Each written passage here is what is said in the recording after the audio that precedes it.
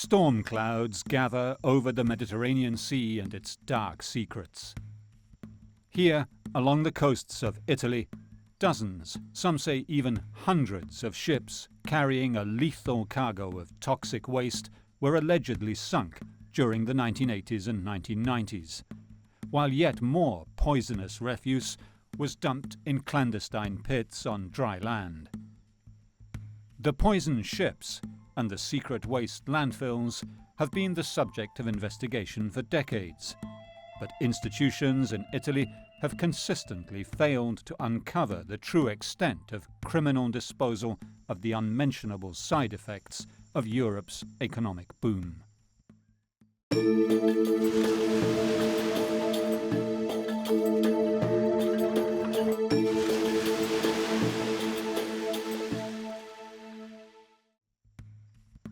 Andrea Palladino of Il Fatto Quotidiano, an Italian investigative journalist and researcher, has come to the city of Amantea, Calabria, to visit the site where in 1990 a mysterious ship washed ashore without its crew. The stormy seas on the 14th of December 1990 pushed the roll-on, roll-off cargo ship Rosso onto the beach of Formiciche, just south of Amantea. It was on its way from Malta to La Spezia. In this unique footage, shot by a local police officer, the ship is still at the mercy of the waves. What was aboard the ship when it was abandoned by the crew may never be known, as a conspiracy of silence surrounds the disposal of toxic waste in Italy in the 1980s and 90s, a conspiracy that has claimed at least 2 lives. It is a moral crisis that still affects Italy and the Mediterranean today. What is important, also out of respect for a journalist colleague who died following this lead, is to demand the truth always and relentlessly with regards to this traffic. Today, and I have to say this with sadness, we have only repentant informers from within the Camorra. There is not a single industrialist who has admitted to a crime. If these ships, or even just a few of these ships, actually do contain radioactive material, or dangerous toxic materials as they used to call it, they are ticking time bombs. From Calabria to Naples, the story of the illegal disposal of toxic waste is one of the darkest pages in the history of Italian and European industrial development. The small Calabrian town on the Tyrrhenian coastline was the scene of one of the most extraordinary shipwrecks of the time.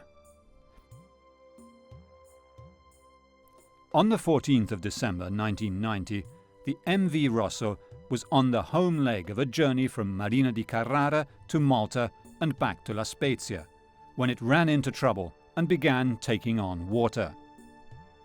The crew was winched off, but 11 hours later it was washed up onto the beach here. The ship had a sinister story. At the end of 1989, the Jolly Rosso leaves for Beirut in the Lebanon and was going to pick up dangerous waste, Italian waste, produced by Italian industry, that had been brought there a few months previously, a year and a half previously, illegally according to the Lebanese government, and left near Beirut, in a suburb of Beirut. The salvage company Smith was called in with a tug to try to pull the Rosso off the shore, but this proved impossible. Over the next year, the ship was broken up on the beach by a local company. What the Rosso was carrying and why the crew abandoned it, although not in danger of sinking, has become part of the wider investigation into the clandestine toxic ships. There is some evidence that the residues from the Rosso, ex-Jolly Rosso, were found in the area of the River Oliva.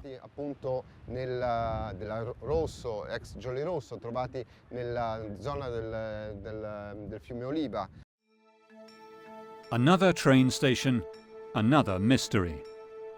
Cape Spartivento is where Andrea Palladino has come to meet an old friend, a veteran of the case of the Mediterranean's toxic ships. The inquiry eventually brought here Nuccio Barilà, today Secretary General of the Legambiente conservationist organization. This is where the Tyrrhenian and Ionian seas meet, where the sea floor is more than 1,000 meters deep, a perfect place to hide a toxic ship. The ship's name was Regal, and records show it sank on the 21st of September 1987. A cloak of mystery still surrounds it, despite years of investigations set off by an informer of the Legambiente. Nel 1994 ci imbattemmo in una storia. In 1994, we came across a story that was strange, weird, unique. And as the National Observatory for Legality and as the Reggio Calabria section of the Legambiente, we presented a complaint to the Prefecture of Reggio Calabria, a small prefecture, on the basis of information we had received. Presentare un esposto sulla base di notizie di cui eravamo entrati in possesso. The informer told the activists that the local mafia, the 'Ndrangheta, was carrying toxic waste from ships that docked in Calabria to be hidden in the caves of Aspromonte, the wild mountain range of Calabria. The complex and wide-ranging investigation met with institutional hostility and cover-ups. Still today, the rivers and sea in the area present worrying signs of radioactivity. What has been established is that this sea has significant contamination of heavy metals and cesium-187, and this has been established in analysis done by Italian environmental agencies. Far to the north of Italy, journalist Sondra Coggio has battled for decades to shed light on waste trafficking in the La Spezia area, both in the local landfills and in ships sailing from the port. Calabria is perfect because it had a very deep sea floor with undersea canyons and has natural mineralogical characteristics, such that radars will always identify base radioactivity. This has been explained to me by several sources that, without wishing to name them, spoke to me about it. Just 20 minutes by car from La Spezia is the port of Marina di Carrara, specialized in loading marble from the most famous marble quarries in the world.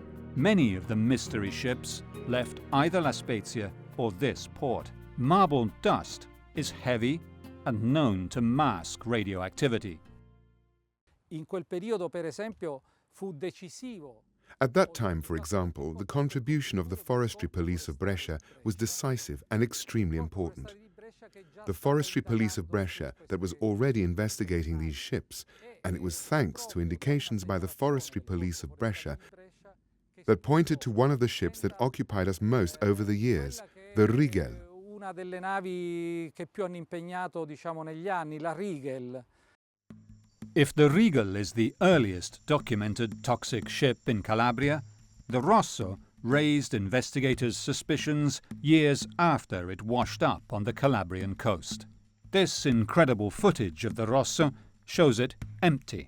The remains of a cargo of tobacco is spread around the hold, and much of it has fallen into the sea and washed up on the shoreline.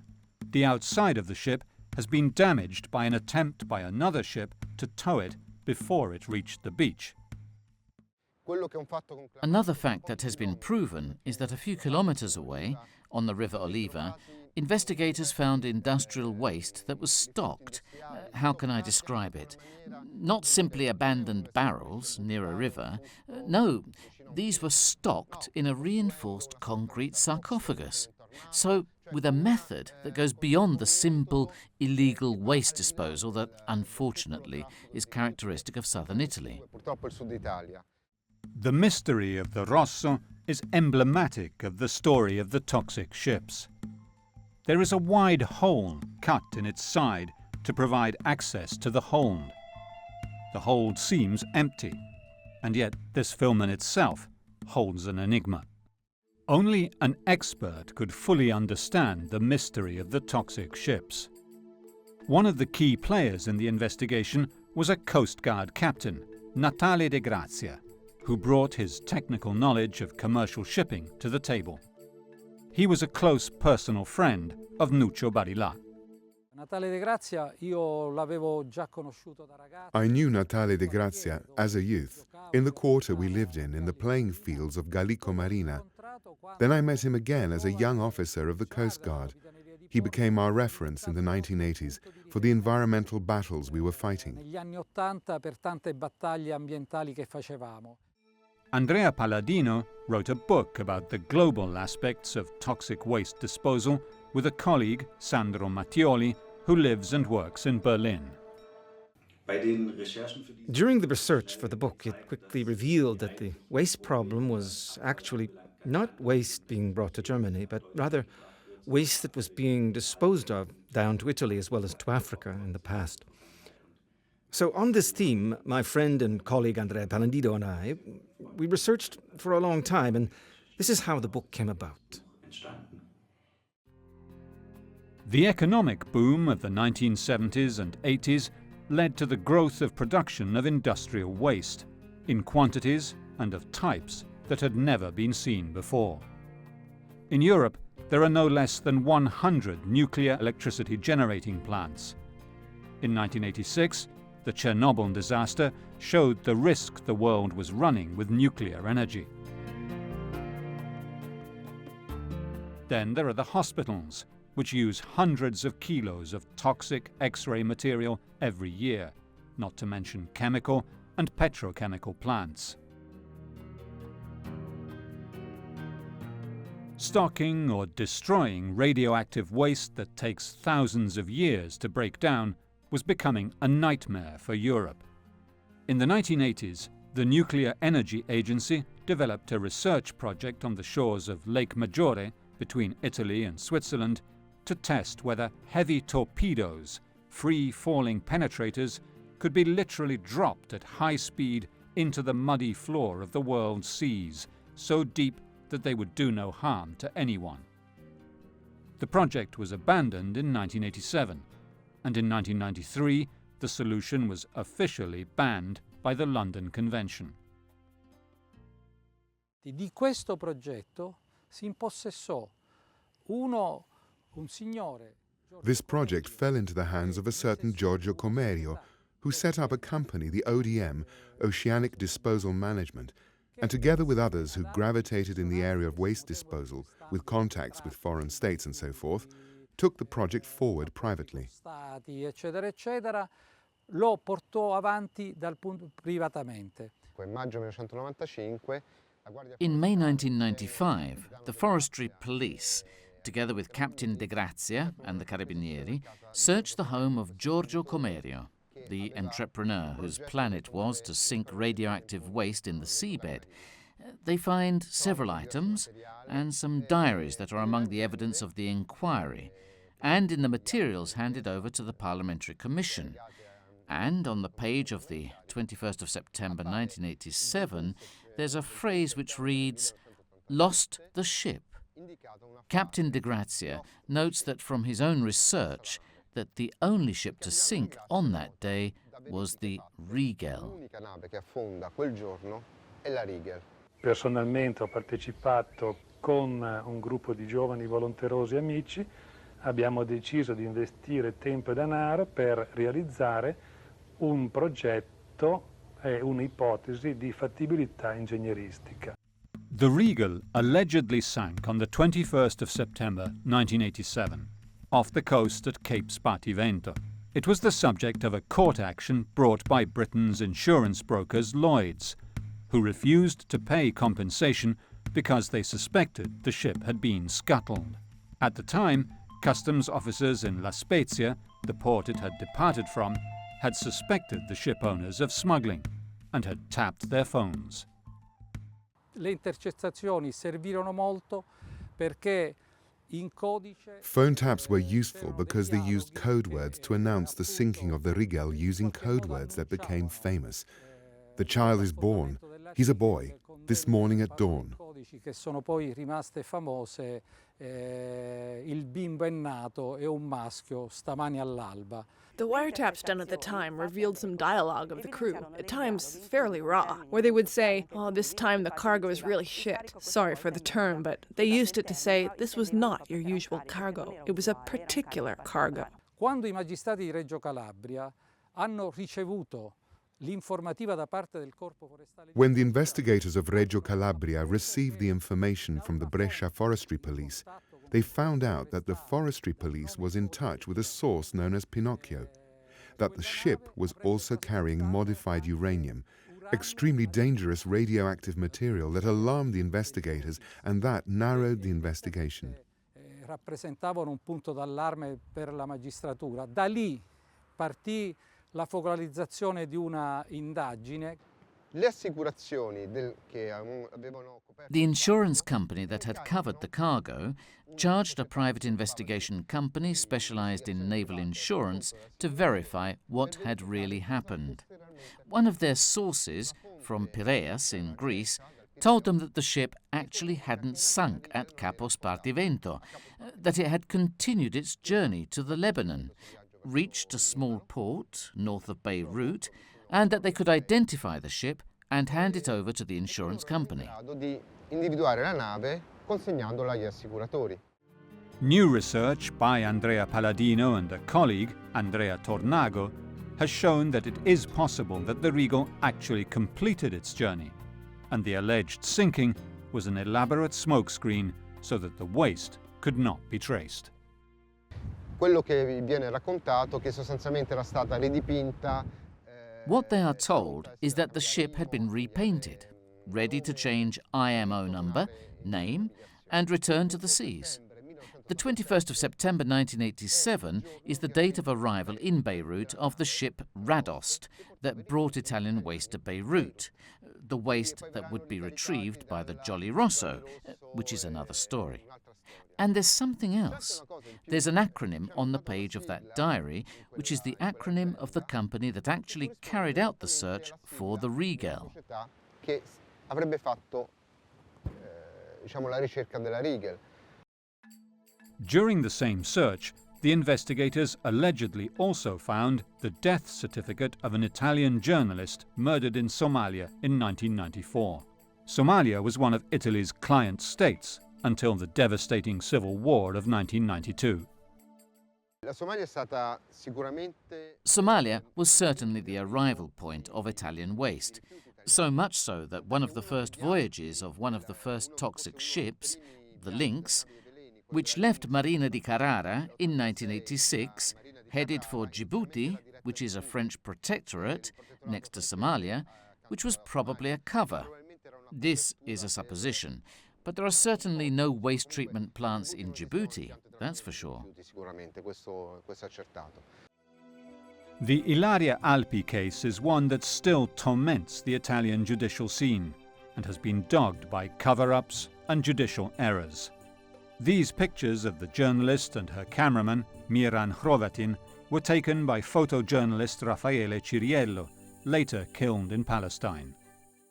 Ilaria Alpi makes her last journey in March 1994, and she leaves for Bosaso.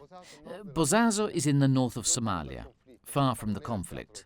It wasn't an area of conflict. On the 14th of March, in the afternoon, she arrives in Bosaso port, and there's a key interview with the Sultan of Bosaso, where there's a suggestion, where it becomes clear that Ilaria Alpi is interested in a Somali shipping company, supported by Italian cooperation money, based at that time in Gaeta.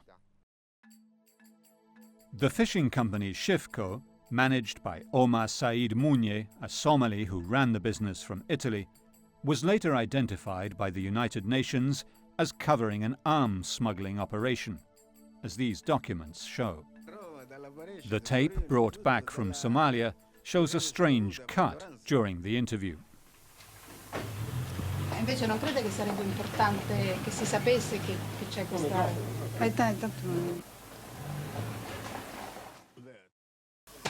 Beh, durante il collasso lui era a capo di questa flotta. una internazionale che si chiama Shifco. Ed era una proprietà praticamente del Siad Barre. E lui li faceva l'amministratore. A few hours later, Ilaria Alpi and her cameraman were shot dead in the streets of Mogadishu. They were violent times, but this seemed more like an execution, said her friends. There's a story tied to several documents attributable to the Italian secret services that indicate that there was a mission underway by our military intelligence, special services essentially, outside the military intelligence, so groups of special intelligence forces, I don't know what they are officially called, that was being carried out at that time in Bosaso. Obviously, this suggests a particularly worrying context with regards to the death of Ilaria Alpi. What is certain is that when Ilaria Alpi returns to Mogadishu, together with her cameraman, Miram Hrovatin, she is killed in an ambush to all effects. And what is certain, and always happens in these stories, is that the following investigations are dogged by evidence tampering, false leads, and epic failures. Another mysterious death blocked the investigation into the toxic ships. On the 12th of December 1995, Captain Natale De Grazia and colleagues were on their way up to La Spezia to collect key evidence that could have proved decisive for the investigation, when the Coast Guard officer died of an apparent heart attack. Molti magistrati erano stati minacciati. The investigators had been threatened. Some of them followed. Strange things were happening around this investigation, so much so that due to the seriousness of the crimes and the international implications, the magistrates felt obliged to inform the President of the Republic, due to the delicate nature of the investigation. They were about to open a complicated can of worms, and De Grazia was a key that opened many doors. Era veramente una chiave che apriva tante cose. Quell'inchiesta poteva avere una svolta. That investigation could have turned a corner, and that corner was represented by a ship. And this is a story of ships. And it was the Latvia that had once belonged to the Soviet secret services, the KGB, which at a certain point, and this is 1995, there's a source of the group of investigators that were following the toxic ships that told them the ship was about to leave port and that it was going to be used to carry dangerous cargo, probably radioactive. Probabilmente radioattivi. Natale De Grazia had turned an unwelcome spotlight on the toxic ships that left from the port of La Spezia, and the Latvia could have been crucial to the investigation. Later, he was found to have been poisoned. Il problema è che questa nave parte tipo una settimana prima del viaggio di Natale De Grazia, senza nessuno sapesse nulla. The problem is that this ship leaves about a week before Natale De Grazia's journey, without him knowing it. Official documents say that it was towed. By then it was a wreck. It had been burned too. Towed to Turkey. I and other colleagues have written to the yards that should have received this ship, but we never received a reply with regards to what happened to this ship, so there is no certainty about what happened to it. It is the epilogue to an investigation that evolved over the 1990s, that involves the death of Natale De Grazia. Occupò gli anni 90, che si sovrappone appunto alla morte di Natale De Grazia. Investigators found that the hub of the traffic was La Spezia and the nearby port of Marina di Carrara.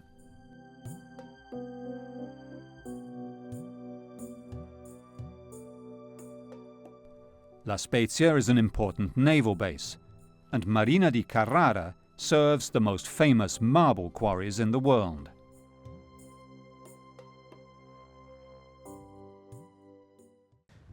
A volte ci sono carichi che non hanno senso, ad esempio. Sometimes there are cargoes that have no sense. Often, for example, there is a cargo of marble granules or residue. or cement blocks, which have such a low economic value that it makes no sense to carry them. So, analysing this data, we find out that there are dozens and dozens of sinkings that are at least suspicious. The case became bogged down until 2005, when there was a new opening into the dark world of the sunken toxic ships of the Mediterranean. Dr. Giordano Bruno of the Paola Prosecutor's Office opened an investigation on the basis of information he received, according to which there is a possible sighting of a wreck a few kilometres out from Amantea, so a place that falls in line with the story, at Cetraro. A cargo ship with a significant name, the Kunski, another name that goes back to Beirut in 1989, because the Kunski was used in the operation to recover the industrial waste from Beirut. Francesco Fonti, an ex-member of the Calabrian mafia, delivered to the Italian magazine Espresso a 49-page document that names the ships containing toxic waste that he personally sank and their locations. A search by the Coast Guard delivered these pictures, shown on all national and local TV stations. Pictures from over 400 meters depth to the investigator's desk. They seemed to confirm the words of the mafia turncoat.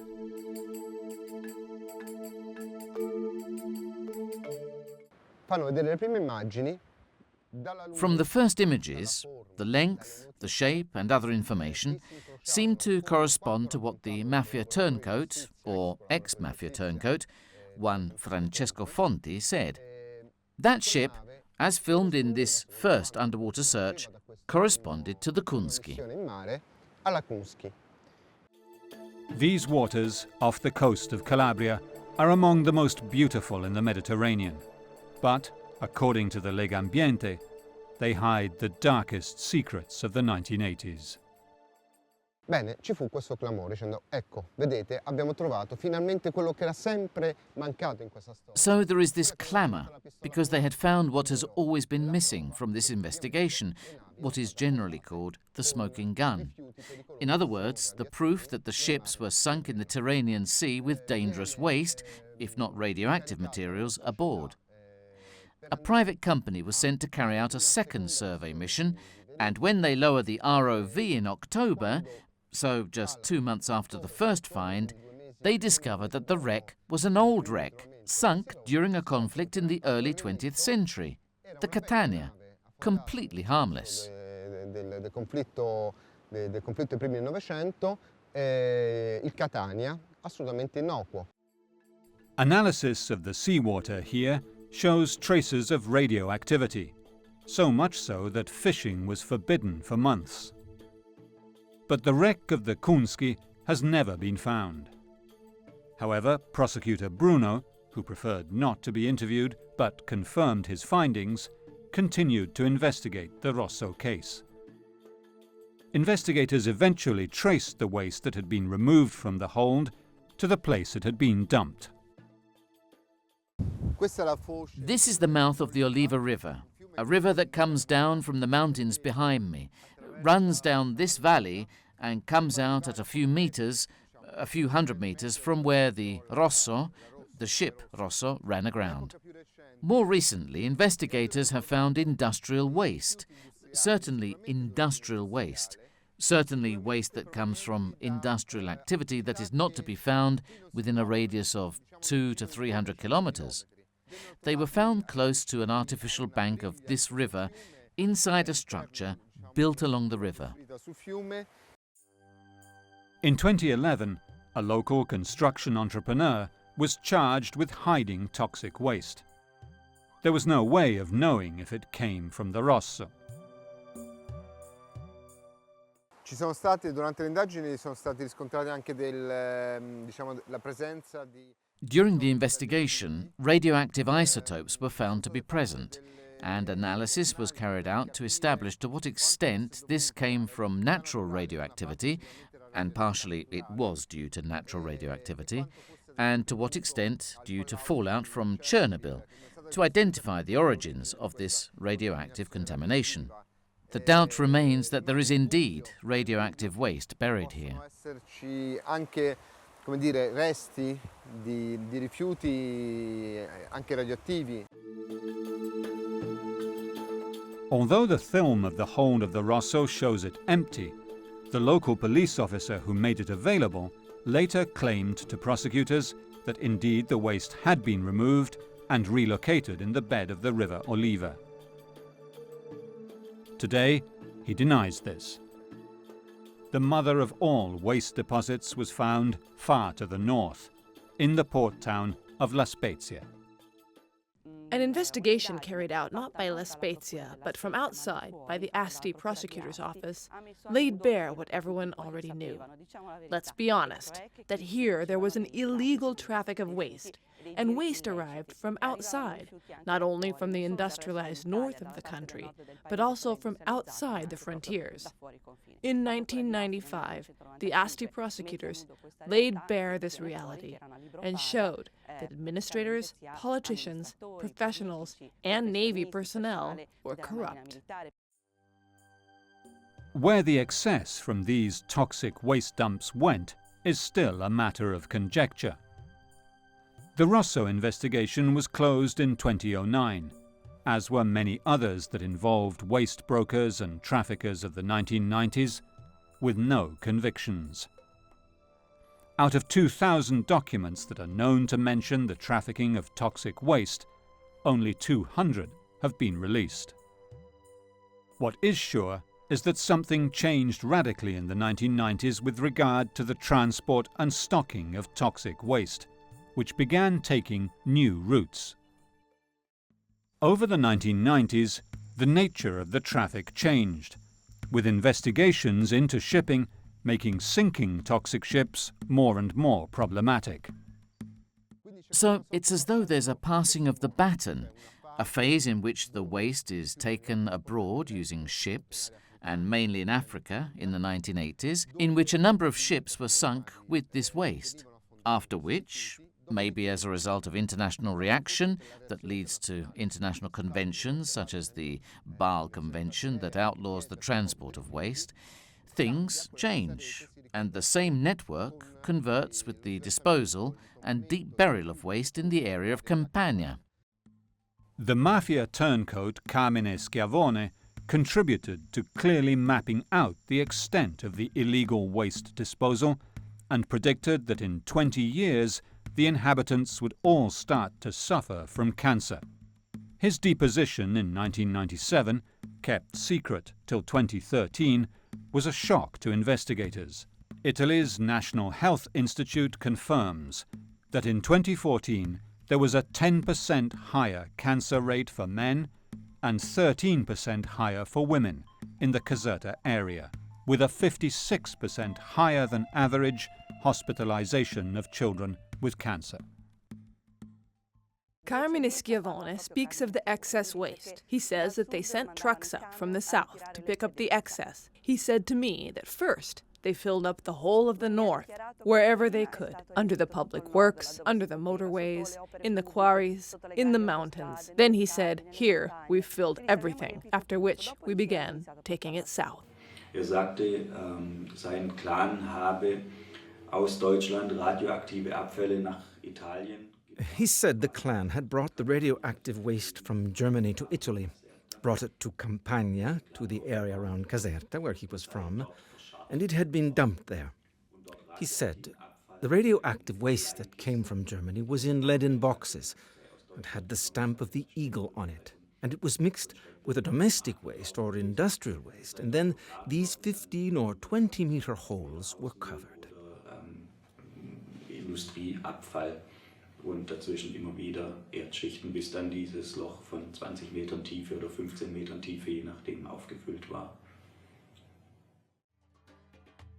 Here in the hinterland of Naples, the local mafia clan, known as the Clan of Casal di Principe, the Casalesi, controlled the public works contracts. The heartland of the Casalesi clan is this unassuming town close to Naples and Caserta. the local mafia's main business was construction and management of public works, and they had access to trucks, diggers, and land. Maurizio Patriciello, parish priest of Caivano, is the leader of the anti-pollution activists. I met Carmine Schiavone a few years ago, and I asked him this. Now tell us, help us, be on our side. And many of the places he indicated are no longer in the countryside. Now there are buildings on them and whole parks. Gianni Caruso is a local activist and has exposed many of the environmental frauds of the past 8 years. This is a landfill that is about 30 years old. There are at least 12 like this in the Vasto area of Giuliano. The Vassallo, Bidognetti, Micillo, all the personalities of the Camorra that are all on trial today. And we are all civil plaintiffs. This was a legal landfill. They emptied toxic waste, such as the waste from Porto Marghera, the Acne of Cengio, and the industrial waste of Indesit and Acme. The extreme poverty in the area meant that the local mafia had access to infinite labour in exchange for the basic material necessities. I have heard with my own ears some of the people say, "Father, the Camorra gives us bread." This is horrible, but true. When a family lives in poverty, doesn't have money to pay for electricity, and the Camorra gives you the means to put bread on the table, this is true. Obviously, the price is very high. The family will remain a prisoner for their whole lives and will never be able to say no to the Camorra.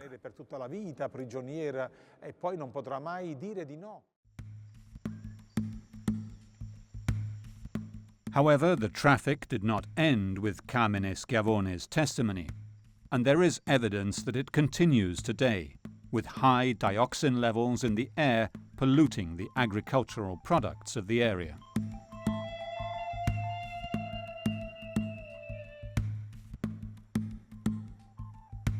Although the mafioso indicated the waste landfills where he and his accomplices buried highly toxic waste, his account is just the tip of an iceberg that is just beginning to emerge now, one that is likely to dominate Italy's landscape for decades. The high incidence of certain cancers prompted Don Maurizio and activists in the area of Giuliano and Caivano to get together to protest. 30 years of cover-ups have left the population helpless and infuriated.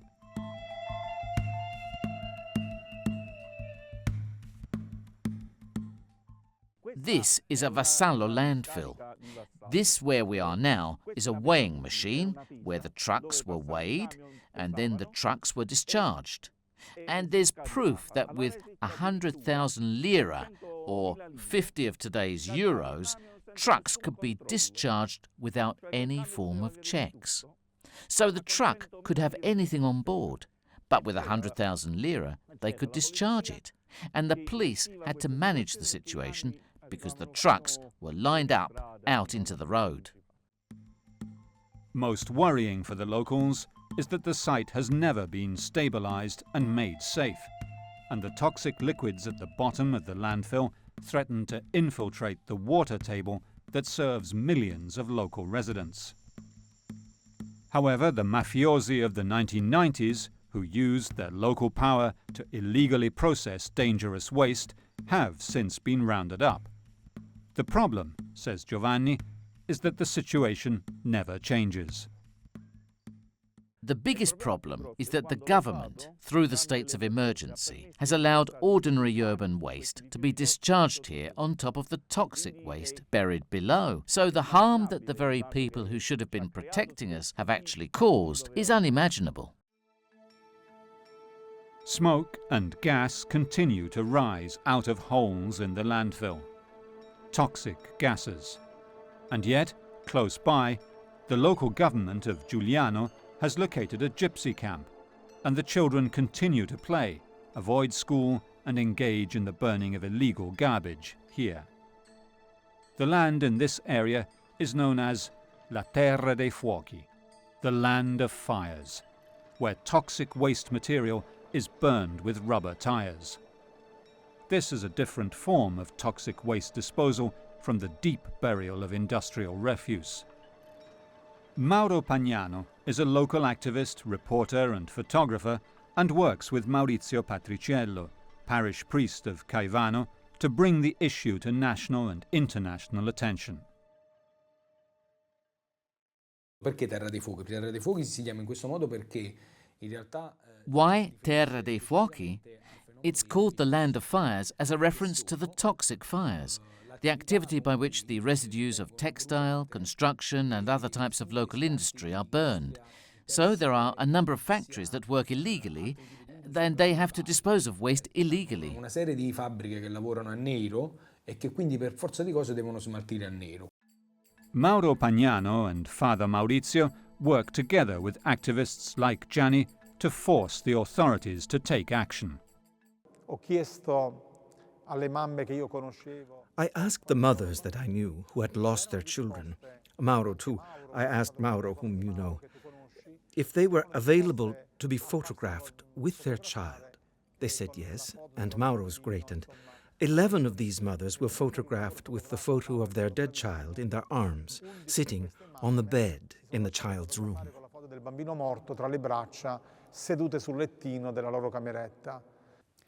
E li fotografai, ho ascoltato tutte le loro storie. I took their pictures after hearing their story, and the pictures were very simple, with the mother, with the picture of their kid in their hands in the child's bedroom. I didn't know how to use these pictures until Father Maurizio said, "Why don't we do something important?" Un giorno Padre Maurizio mi disse, perché non facciamo qualcosa di importante? We printed 150,000 postcards addressed to the Pope and to the President of the Republic. At the time, it was Giorgio Napolitano. And we told people to come and to get them free of charge, put a stamp on them. And the President's palace was flooded with these postcards. And the President called us in. And we went to the Quirinale Palace with 13 mothers who had lost their children. The toxic waste hidden 30 years ago by criminal gangs working for international lobbies is still there. But another pressing problem is the thriving submerged economy of counterfeit clothing and footwear. Quindi la camorra dei Casalesi ha fatto, alleanza con gli industriali. The Camorra of the Casalesi clan has allied with the dishonest industrialists, and this has allowed tons of industrial waste from the north of Italy to be offloaded into Campania. Then there are the Campania industries of shoes, bags and textiles, most of which work illegally. And since the product isn't registered by the financial police, so if they work illegally, obviously their waste has to be burnt. Se lavorano in nero è normale che poi gli scarti vengano bruciati. Burning rubber tires together with the waste ensures that there is no trace of what was being burned, but sends massive quantities of dioxins into the air. Abbiamo trovato sversamenti di montagne di pneumatici, non può essere un singolo meccanico che lo va a buttare lì che magari non... We've found dumps with mountains of tires, so it's not a single mechanic who goes out to throw them away and doesn't want to pay the refuse tax. They could be companies who have the job of disposing of them. But I don't know. I don't think they all come from Campania, because it's impossible that they produce all these tires in this area. Sometimes they are used to make a big fire to delay its being extinguished, and that way hide other substances, because when they burn textile residues, there are solvents in them and other stuff that risk exploding. Ci sono pure i solventi, c'è altra roba, no? Che può rischiare pure di esplodere. The poor quarters of the Naples suburbs are the local mafia recruiting ground. Breaking the bond between crime and poverty is almost impossible, and unemployment is high, says Father Maurizio. Nel mio quartiere penso che raggiunga l'80%. In my area, I think it reaches 80%. So sometimes I ironically say, by nature, if a person doesn't eat, he should die within 15 days. If he doesn't die, that means he eats. But if he's unemployed and earns nothing, how can he eat? Ma se è disoccupato e non guadagna, come fa a mangiare? Big industry and small producers living in the shadows together constitute a massive problem of waste control. Illegal and undeclared production processes make for illegal and undeclarable waste. Se noi pensiamo a quanti venditori ambulanti ci sono in giro per l'Italia che vendono il falso. If you think how many roaming merchants there are in Italy who sell counterfeit goods, you have to think that for every kilo of bag, there is at least half a kilo of waste. And where does all that end up? It's a problem. We all think of tax evasion as a problem, and we try to beat it. But we don't see tax evasion as having an effect on the environment. Di ricadute sull'ambiente. Giovanni has discovered another country road where the byproducts of illegal clothes manufacturing have been disposed of and asbestos has been dumped. In some places, rubber tires have been placed on top of the waste, ready to burn it, to destroy all trace of where it is from. This practice releases dioxins into the air. It all started here, but this is happening all over Italy and even all over Europe. We have opened the Pandora's box. This is just the beginning of the issue of the toxic landfills in the whole of Europe. Poverty and widespread illegal manufacturing have poisoned the economy and the health of the inhabitants of this area north of Naples. But the problem of disposing of toxic waste has become a Europe-wide phenomenon. The disposal of toxic waste in Italy has enriched the local mafias for at least 3 decades. Organised crime has been able to offer its services to the producers of toxic waste because it controls the territory. Who made the money? The Camorra. In fact, it operates in construction, earth moving and cement, and in waste. They earn more from waste than from drugs. Also because with drug trafficking, you go to jail. With toxic waste, you get a fine. Whatever kind of refuse you are disposing of, all you risk is a fine. The most delicate part of Andrea Palladino's investigation has concerned the extent to which the states involved knew what was happening.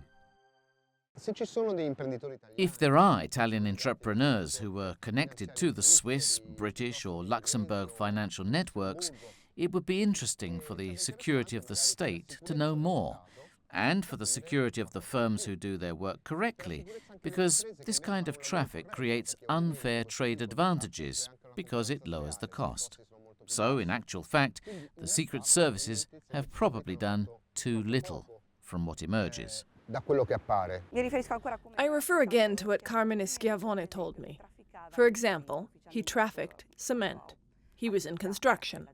And he maintained that the secret services had him load weapons and toxic waste into the hold of the ships below. And then above were the products that were officially being transported by those ships, in this case, cement. They went to countries where there were rebel guerrillas, or organized or corrupt groups, or politicians. Unfortunately, where there is poverty and unstable governments, there is a lot of corruption. And disposing of the toxic waste in those countries was paid for with arms. And in exchange, drugs were brought back. Why governments wanted to keep how toxic waste was being disposed of a secret is a question no one seems to be able to answer. However, disposing of the byproducts of nuclear energy production seemed to be a particularly tough remit for the Italian governments of the 1990s. C'è stata un'inchiesta importante della Procura di Matera che riguardava soprattutto un impianto Trisaglia a Rotondella, vicino appunto Matera. There was an important investigation by the Procura of Matera that involved the Rotondella plant near Matera, where the investigating judge, Pace, noted that there was a lot of confusion with the registries. It was a plant that contained radioactive and dangerous waste, and during the investigation there was some reference to bad handling of the materials.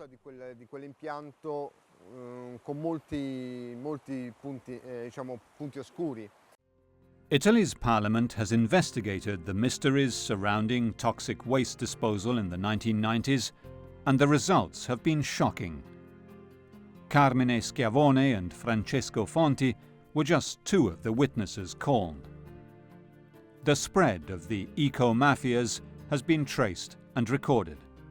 Now it is time to control them, Europe-wide. The safety testing is often left in the hands of the waste producer, and therefore the controls are not that strict.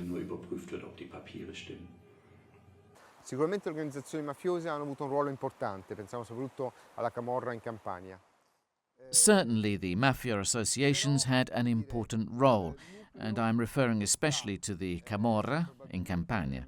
But at the heart of these environmental criminal organizations is the wider economic system that also uses the mafia to drastically lower the cost of waste removal. Anche le mafie per poter abbattere drasticamente il costo di smaltimento dei rifiuti. If the Camorra is able to manipulate the votes and get a politician elected, now that the sons of Camorristi and mafiosi go to school and university, the Camorra has its own children elected, so we find them in certain places. However, there is an even more profitable line of trade for organized crime that has access to ships and controls local territory: migrants.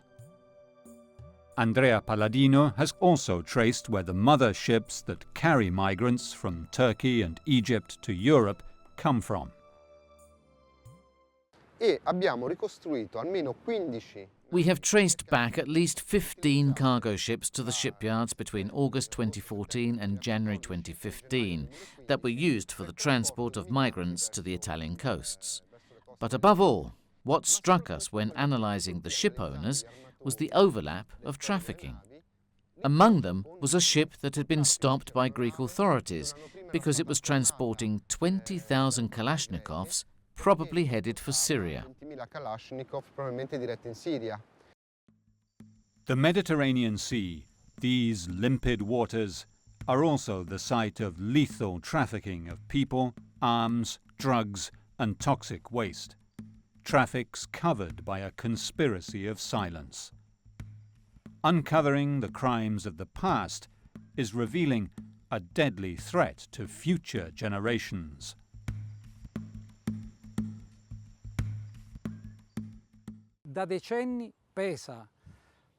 For decades, the nightmare of something lurking under the waves that might be dangerous has been weighing on this coastline and on its people.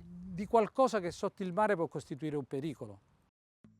Illegal waste trafficking in the Mediterranean Sea enriches unscrupulous traders, destroys the environment, and gives their clients unfair trade advantages. These merchants of death, for at least 30 years, have profited from war and famine on Europe's doorstep. When you dig outside the waste pits that are already mapped, the prosecutor's office has found, thanks to the forestry police, other waste pits.